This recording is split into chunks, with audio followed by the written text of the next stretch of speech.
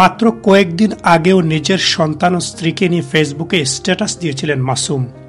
এত কম সময়ে তিনি হয়ে উঠলেন এক ভয়ঙ্কর অপরাধী। দিনে দুপুরে নিজের অবুঝ সন্তানের সামনে স্ত্রীকে কুপিয়ে হত্যা করলেন।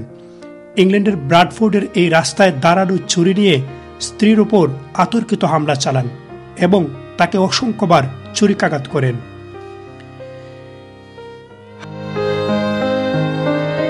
হাবিবুর রহমান মাসুম ও তার স্ত্রী শিউলি আক্তার ব্রিটেন এসেছিলেন 2022 সালে। বসবাস করতেন ওল্ডহাম শহরে।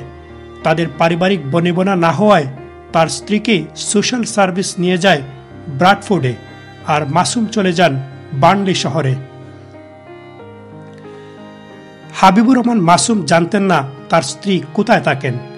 সোশ্যাল সার্ভিস তার স্ত্রীর অবস্থানটি গোপন রেখেছিল। তারপর তিনি হন্য হয়ে খুঁজতে থাকেন তার স্ত্রীকে। গত শনিবার দুপুরে তিনি ব্রাডফোর্ডের রাস্তায় হাঁটতে দেখতে পান স্ত্রী সন্তানকে। সেখানেই ধারালো ছুরি দিয়ে একাধিক আঘাত করে মৃত্যু নিশ্চিত করে পালিয়ে যান।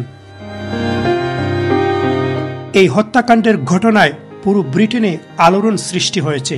ব্রিটেনের মূলধারার মিডিয়ায় প্রতিদিন আসছে একের পর এক সংবাদ। পুলিশ হন্য হয়ে খুঁজছে হাবিবুর রহমান মাসুমকে।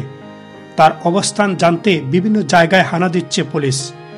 হুলিয়া জারি করা হয়েছে, তাকে ভয়ঙ্কর অপরাধী হিসাবে চিহ্নিত করা হয়েছে।